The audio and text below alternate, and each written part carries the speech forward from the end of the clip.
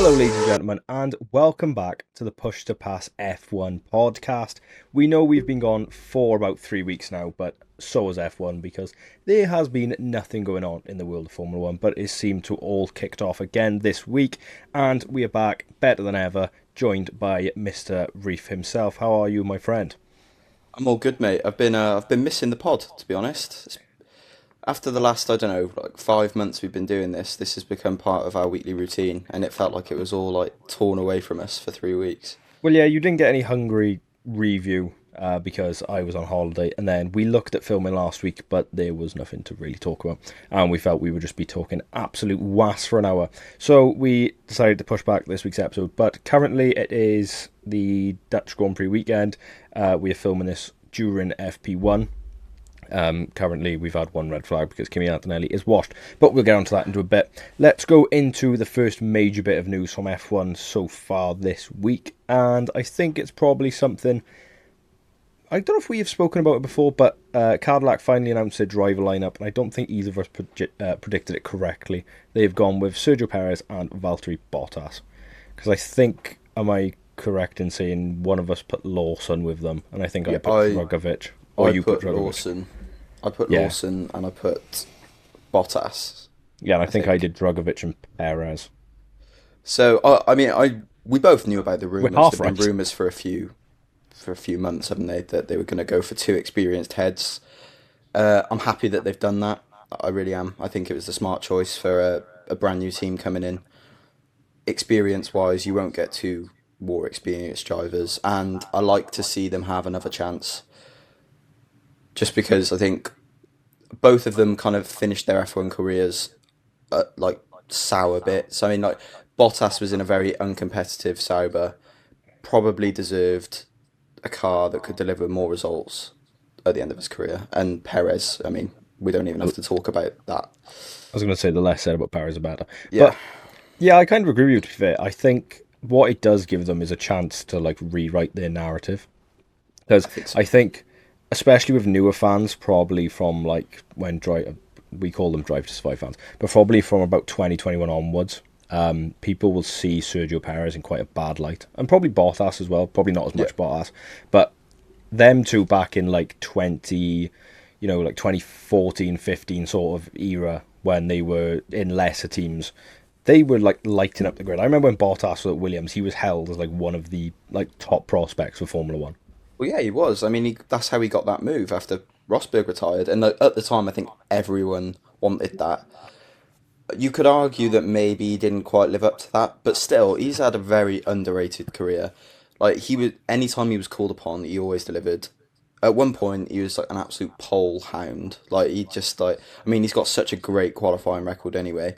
I just felt on occasion he wouldn't quite tie it up in races as much as he probably should have. But then when you've got, you know, 5, 6, 7 time world champion breathing down your neck, it's difficult. Yeah, I think it was sort of, he was good in the sense of like you said in qualifying. Like specifically, I remember he would always like first race of the season, Melbourne, he'd just smash it on pole, and then in the race he'd somehow find the gravel. He never really managed to tie up a weekend too consistently, but I've always been a big fan of Bottas. I think also he's very good commercially for them because he's Yeah. seen as that like adopted American, isn't he? Well, he's like reinvented his brand actually within like the last like 3 years. Because like before he was very like thin, like they were just like very like straight cut, didn't show much personality. But then after he left Mercedes, I feel like they were probably holding him back a bit because as soon as he joined Sauber, like he cut in the mullet. He was doing his calendar photos and stuff like that, and like that's all All class. part of it. I'm on board with that. Yeah, I love an F1, especially when they have personality. But I think that you see that a lot less now in the top teams. Like thinking of it, if you look at it, probably the closest you'd get is maybe like Lando with his helmet and stuff, and obviously like Charles makes music and stuff. But it was what we've sort like the calendar became like infamous within Formula One. And I think Yeah, even when he went back to Mercedes as a reserve, I think Toto Wolff said like, yeah, you're not doing that anymore. yeah, yeah. He did. I remember that. So I think it's great to have him back on the grid. I'm really excited to see what Cadillac can do. My Uh, uh, let's talk about it. What are your expectations? Um, hmm, I'm gonna be really harsh, but probably like P20 every race. Oof, I think that is harsh. It's I the problem. It might be different because it's a new set of regulations. It's just I find it so hard, and I think it's been quite a common trend that a new team, it almost takes a year to like bed yourself in the sense of like if you're a you're not going to get. I don't think we're ever. It's not going to be a brawn sort of story. Look, they could prove us wrong, and they could finish, like a seventh, sixth in the constructors, and be like quite a mainstay in the midfield. But I also just, it's a new team. I think they'll give themselves the year just to get up and running. They're not. It's not the case of like if they were buying out a team, then I'd have a lot higher expectations. But they are literally building a team from the ground up. See, I've got slightly different views, to be honest. I think their driver lineup has definitely confirmed this to me as well. I don't think they're looking to just bed in. I, if they'd gone for low sale potential like upscale of talent, like I'm talking about a rookie that's not necessarily touted for a top team, but the Yeah. talent is there if stuff goes right. If they'd done that, I'd go, yeah, 100%. They're gonna take like 1 or 2 years just to like bed in. But they've gone for two age. I mean, like, I think Perez is like 36 and Bottas might be like 37. I think. Like, they're both like getting on a bit. They're both like vastly talented, vastly experienced. And like the last new team that came on the grid, I know they took a grid spot. I think that, yeah, they did take a grid spot, was Haas. And in their first year, I think they finished fifth, didn't they? In the constructors. It was either the first or the second year. Just a bit of weird information. Sergio Paris is younger than Valtteri Bottas. Yeah, yeah, I knew that. I didn't. I thought Sergio How because old you is look he? at 36 or 35? Paris is 35. Bottas is 36. Oh, he turned 36 yesterday. Yeah. Happy So, birthday, Valtteri. they're both getting on. There's no lie about that. And I really do think they're gonna hit the ground running. I mean, they've got budget, which is the main thing. Like you see teams come in. So, for example, in the past, you got teams like Mana. You've got teams like God, Haas to a degree. I mean, it looks like they've taken an upturn since they've had new staff, and Gene Haas looks like he's invested a bit more. But for Dean Haas actually years, looks like he cares about the team. yeah, for years they were ran on a shoestring budget. And if you're on a shoestring budget, even if that shoestring budget is like 400 million a year, you're just not going to get anywhere in F1. But you got General Motors, you got Cadillac, just big, big, big money, Well, and they've they're got not they they're not going to want to fill the numbers. no, they've Ferrari powered in they for I think the first 2 years, and then they're looking at becoming an engine manufacturer. I think that was the big Yeah, reason of why they actually got accepted in the first place, is because yeah. I think F1 now just want to have more engine manufacturers. I just want to go back to something you just spoke about. Do you know you said they're both getting on in terms of Perez and Bottas's age? Do you think we're seeing a change in the sort of narrative of drivers' careers are lasting longer? Oh, for In the sure. sense of, I think the way like they treat their health and their fitness is becoming a lot more serious. In you're seeing a lot less drivers retire at like 30, early 30s, mid 30s, and we've seen like Fernando's gone late 40s, not late 40s. He's gone into his 40s. Lewis has gone into his 40s. Kimi was like 803. I would agree, and like Michael Schumacher as well was in his 40s. Yeah, I would 100% agree that on a mean average, drivers' careers are longer, but every single one of those drivers you've just mentioned are world champions, and yeah. they're not just like the average driver. They weren't just a mid table driver for years. These are like exceptions to the rule. So I would say in general the age has bumped up. Like you're gonna see people like Pierre Gasly probably go until he's like mid 30s, but as for like the 40s, I that's for like a select few. I don't think Perez and Bottas will, because you just got to think on performance. Yeah, it's whether they can maintain Bottas it is and then 36, so he's got 4 years till he's 40. I don't imagine that he's going to be able to perform at that high of a level for another 4 years. I think they're both on multi-year, aren't they? I think I imagine that multi-year will take him till what, the end of 27? Yeah, when they say multi-year, it usually means two. Yeah, it usually means two with an option for another one, doesn't it? Yeah.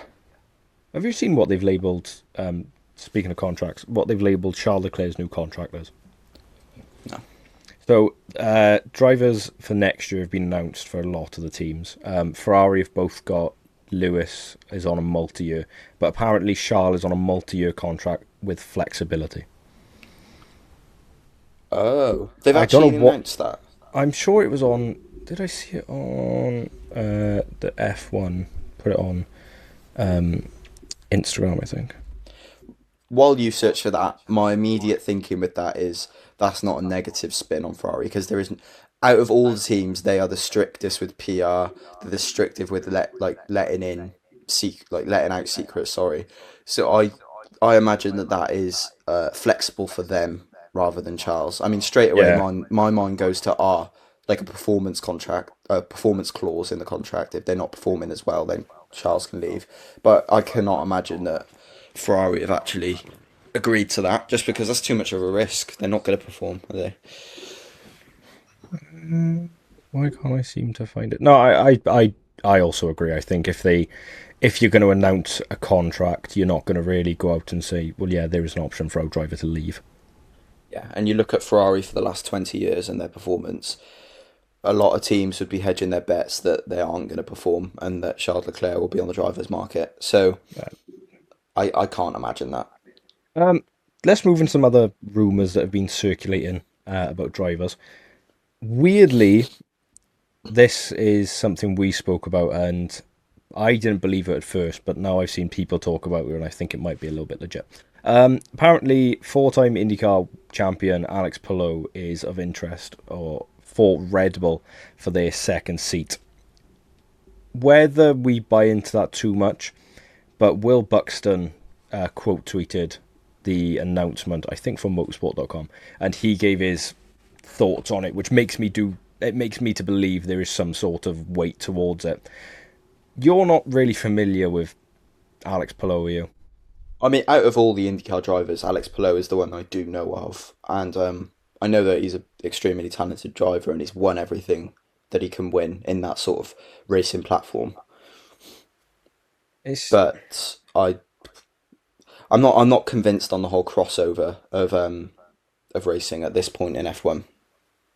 I'd like to see it because I think this year, from and someone who's watched quite a bit of an IndyCar this year, I think one of the main points of Alex Palou this year is he's become a lot more of a refined, just all rounder. Like he sorted out his qualifying, especially around different tracks like ovals and stuff, which is something he's lacked before. And he has sort of conquered IndyCar in the sense of he's won everything he literally can. So it would be interesting, but also I don't really want to see it happen because that Red Bull second seat is horrific. Yeah, but I can also see their thinking of first of all, I looked at Alex Palou's career because I wanted him to go to Cadillac for a bit because I thought it'd be nice Makes to see a sense. fresh face on the grid. And he has an extensive like open wheel career, especially like junior career. I mean, he did everything that most F1 drivers do. I think he did GP3, not F3, but he did do a season of Formula 2 and I think he was with MP Motorsport Yeah, because and he was he is pretty good. Spanish. I'm pretty sure he had one podium. I think he had a second place somewhere. And other than that, he was kind of like a mid-table sort of driver. And in your first year of F2, I'd say that that's a success. But then straight after that, he ended up going to IndyCar. Yeah, he did GP3 World Series Formula V8 3.5. No idea what that is. He did FIA Formula 3 in 2018 with High Tech. And then he did Japanese Formula 3, Super GT and Super Formula, and then joined IndyCar in 2020. Right, sorry. So he did a season of F3, not F2. But Yeah. that's still the same. He also Same raced at sort of thing. 20 he also raced at 24 Le Mans in 2024 apparently. He's a very all-rounded driver, which I like. I like that because I really wish that drivers like teams and their PR teams would let them be more free because I know like Max Verstappen would do like the 24-hour Le Mans. Yeah. Well, he He'd said he wants to race do with his he'd, dad, doesn't he? he'd do all these things, and I think that'd be so cool to watch. Just because then you can comprehend the level these drivers are. On the back end of that, I also think it won't happen purely because of what we saw with Robert Kubica in the sense of like that Ferrari drive was his, wasn't it? And then he had Yeah. the big crash in rallying, which sort of took him out of his career. So I think that it's more of I think it's just teams seeing drivers as assets. Like they have to do what's in the best interest for them as a business point of view to make sure they get the best out of that Yeah. asset. But yeah, I don't. I would like to see Alex Palou in Formula One, but also just not at a Red Bull because he had links with McLaren and he seemed okay in the tests that he did, but I think there was some political stuff there with like contracts and stuff regarding to IndyCar, as why that never happened. Right. Sorry, just one sec. Could you see the thinking behind someone at Red Bull maybe thinking, right, this second car is no good for F1 drivers, established F1 drivers, so why don't we bring in someone brand new who's not really driven many F1 cars at Well, all? this is my other. This was my other thought about it. Next year, Red Bull partner with Ford, don't they? Yep. Ford obviously being an American brand. I know Alex Palou has no, like literally no connections to Ford at all. But if you say to an American audience who probably aren't that clued into F1, like this is the best driver we have in America, he's now going over to like Europe to try and conquer that as well. I think that from a commercial point of view will gain hugely, so I can also see that point of view. But yeah, it would be interesting to see how a driver from it, because I think IndyCar cars are a lot more unpredictable in the sense of they always look like they're fighting the car, so maybe that would suit him in the sense of he would prefer having a car which is a bit less stable and it's a bit more, you've got to sort of wrestle with it to get the best from it, so that Bit would more be interesting flighty to see. as well. Yeah, but ultimately I don't see it really happening. But apparently they are, Red Bull and VCarb are sort of open to having their drivers in like any which way, and I think Tsunoda might be on his way out. I think people have gone past caring though. That's the thing with this Red Bull seat, and especially the current crop of options they've got. None of them. I look at other than Arvid Lindblad because he's an unknown entity. The rest of them, I'm just not interested. Well, Hajar's been nice and he's been a surprise for me, but I don't see him pulling up any trees at Red Bull. no, from what I've read, they're looking at potentially keeping Lindblad in for F2 for another year, which I think is the right decision because it's a new set of regulations. Don't chuck a rookie in it. And then potentially going with Lawson and Hajar at VCarb and then deciding what they want to do with Sonoda. Do you think that Red Bull looked at what has happened to Kimi Antonelli this year and it made them think differently? I think it's definitely something they would have had the thought of in the sense of they don't, because like I fully back Lindblad and Antonelli in the sense of I both think they're incredible drivers, but it's not been easy for Antonelli this year, and I think a season like that can kill someone's growth in the sense of like if Lindblad could come in now next year into the V car or even the Red Bull and get absolutely trounced, and then we'll never see him fully reach his full potential. So, but I think Yuki's slowly running out of time. I'd say he's quite lucky anyway because he's had five seasons. That's a long time for someone that, aside from last year, I think he changed a lot of people's opinions last year. But the 3 years before that, he was never really highly rated by anyone. No, he was And good the then start of this season. yeah, no, but I'd say that's more big fish, small pond sort of thing. Yeah. He knows that car so well now that kind of those results is what you'd expect. Do you see him on the grid for next year? Yeah, I see him on the grid for next year. The year after, uh, I think it definitely won't be with Red Bull or associated with Red Bull teams. My the jury's still out for me. I'm not 100% sure about where.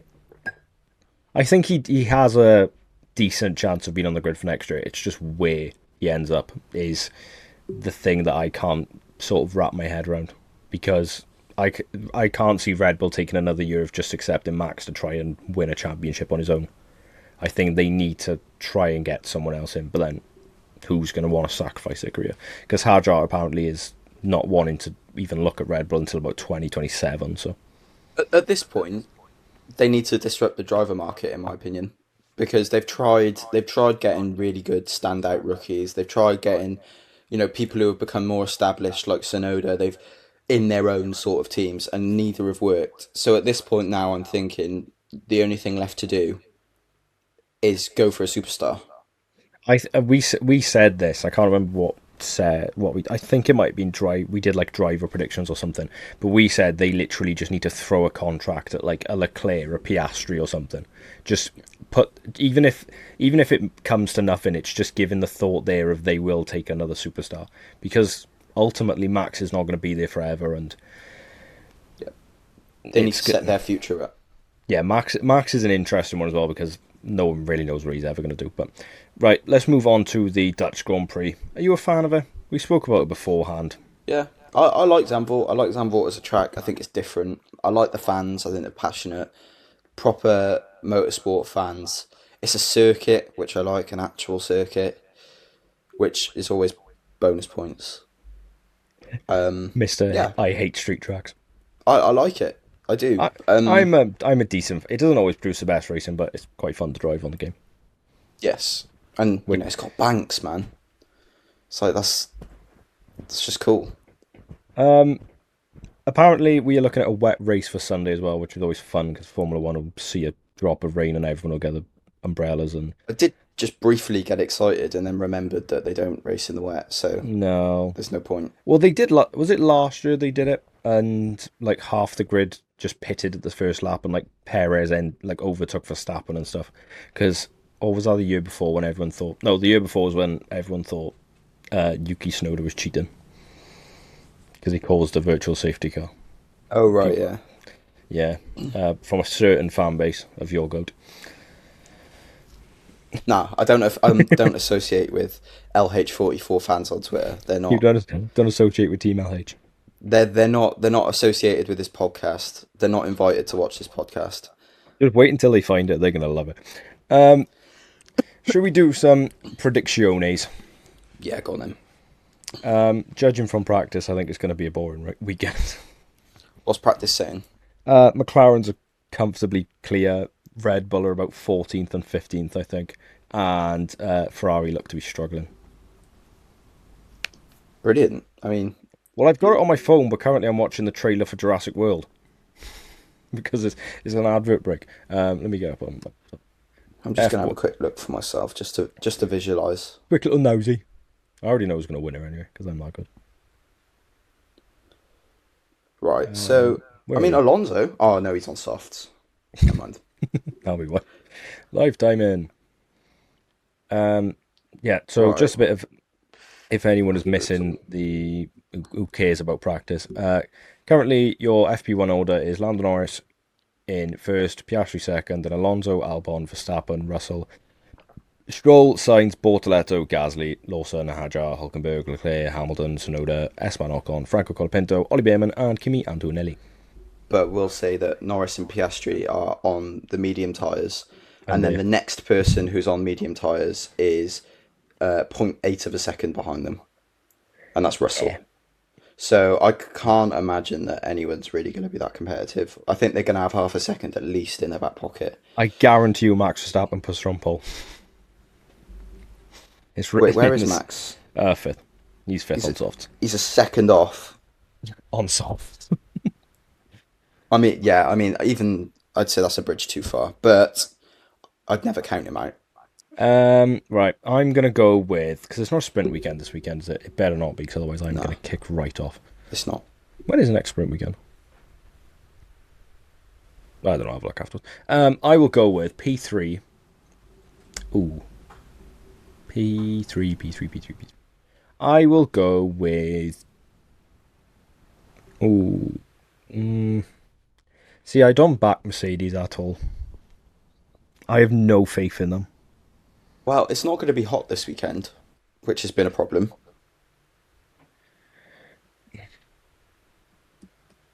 Do I go a bit of rogue? P3. I'm gonna go with Fernando Alonso. Is that because he's P3 and FP1? Yeah, boy. No, I've kind of followed the same lines as you with this. that I think one and two are signed and sealed, but I think the third Third can be to position, anyone. it really could. I think it is wide open. It'll depend on sort of strategy. Just quickly, Signs looks to be a bit more competitive this weekend. I, well, funny enough, my other option for P3 was Alex Albon because He's point two off Albon. yeah, and Williams. Well, what we've seen from practice, and I'm not usually one to read into practice, but we haven't had Formula One for about 3 weeks, so I'm gonna. Yeah, they seem to. I think this sort of last end to the season, Sainz needs to be points pretty much every race. Yeah, which I mean, You I would think it's expect. a bit much to expect, in my opinion, looking at the year that he's had. But Yeah, I don't know. But anyway, I think that third place is wide open. I really do. But Franco Colapinto. you'd be silly to write off Max. I mean, I think not Yeah, having him on the podium's crazy. So I'll put Max this is P3. qualifying. This isn't a race. Yeah, but I'll put him P3. Second, I'm going to go with Piastri, and Pole I'll go with Norris. Yeah, I've got the same as you, to be Oh, honest. I you think I've got a boring feeling man. that Norris is going to have a little bit more. I mean, if we're talking this year off memory, I think Norris is a little better at tracks, whereas not Piastri is a bit more, like, results wise, has been getting better on street circuits. I don't know if there's anything in that. I don't know if that is just pure coincidence, I think but weirdly, right, and this is going to sound absolutely mental, but one of the benefits Lando has had this year is his qualifying has been like he's not been he's quite often qualified in that sort of P5 downwards sort of area.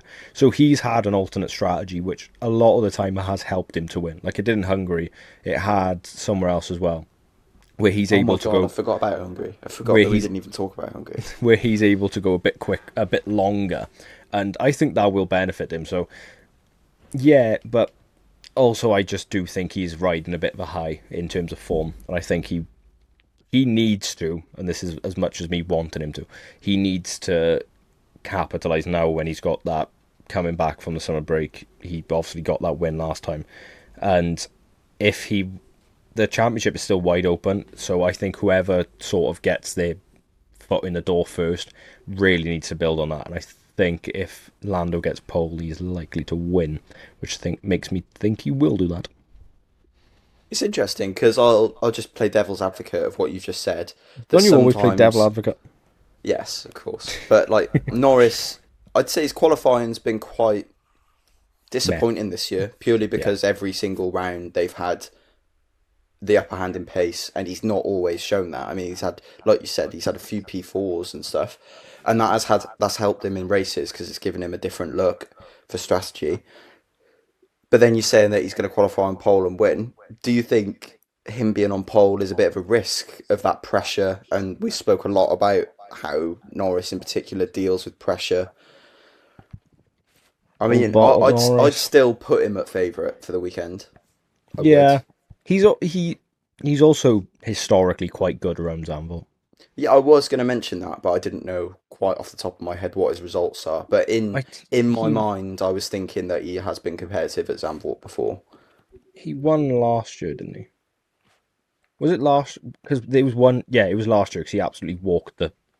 He overtook Max, then won by like 15 seconds. Let me have a look with Wikipedia because they have the last few results. Um, Winners. No, I don't care about Nicky Lauda. Go away. I'm pretty sure I'd hazard a guess that it was Norris and then the rest of them Max. Yeah, it's been Norris, Verstappen, Verstappen, Verstappen, then Nicky Lauda. Yeah. Way. But yeah, he's. It's just it seems to be a good track for him, and I'm just backing him to continue riding his form.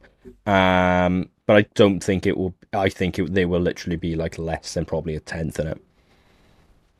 What, quali now Yeah, or race? Right. no, what? I don't think I they're was going to come just over the line neck and neck. last lap drag. Right, let's go into our race top three. Here we go. I can't lie. Who's crashing into who? Nah, my qualifying predictions are going to be the same as my race because, as you say, I don't think it's going to be that much of um a thriller.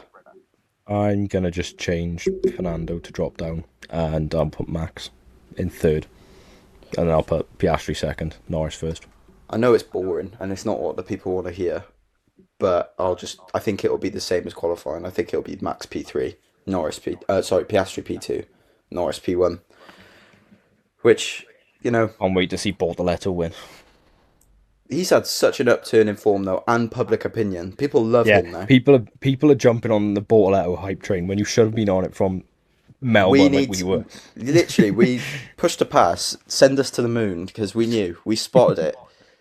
from the start. Even when he was binning it every week and he was never getting points, we always backed him. Yeah, and we predicted that he'd crash into his teammate and all sorts. And now look, Right, give me your biggest surprise in terms of good.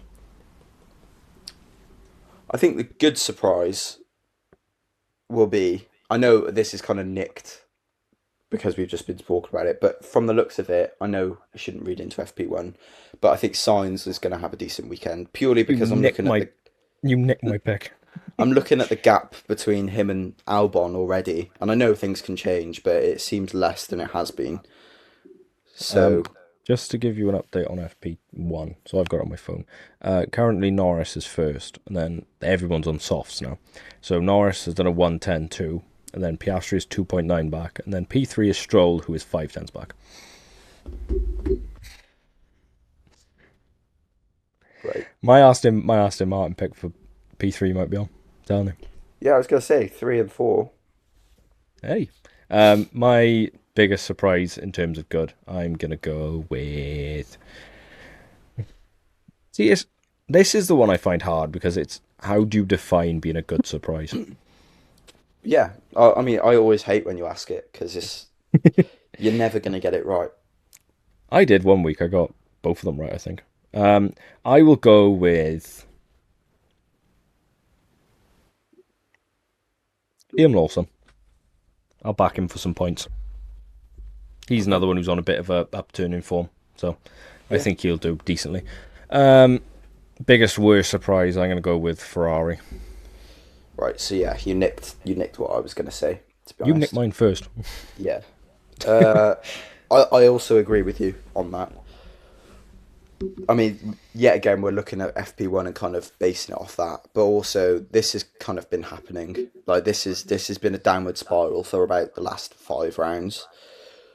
So They're not. I don't think they're upgrading for the rest of the year as well, which I think we might have spoke about in one of the other episodes. So I can't see them having a good end to the year really, no. So because yeah. neither driver seems to be happy, do they? Oh, absolutely not. So I agree with you on that, but just to be different, I'll go with I think Gasly might have a. I've got a feeling that Alpine are gonna have a bit of a rotten time of it. Or not Gasly in Franco particular. and not Franco Colapinto. No, I think Gasly's been pretty good this year, all things considered. Always is good. Just one of Yeah, those just reliable drivers. Good driver. I really like Gasly. fan I favorite. just think he might have a bit of a torrid time. I've got a feeling. Yeah. So get ready for Sunday. It's looking like it's going to be wet, so potentially delay your plans if you've got anything after F1 because you might have to have another 2 hour break before we actually get racing. Yeah. I'm really not looking forward to it now. All the hype was like we're gonna have F1 back after 3 weeks. Is at Zandvoort we could get a good race and then rain. What, McLaren's half a second ahead of anyone, and it's going to rain. What a fun weekend. But that is all we have time for today on the Push to Pass F1 podcast. We hope you have enjoyed having us back. We do apologise for our little 3 week hiatus, but Formula One decided to take one as well, called the summer break. So we took a break alongside it, but we are looking forward to this second half of the season. If you are listening on Spotify, don't forget to drop us a follow and rate us 5 stars. It's hugely appreciated.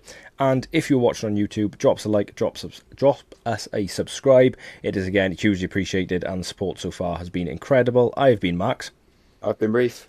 and this has been the Push to Pass F1 podcast.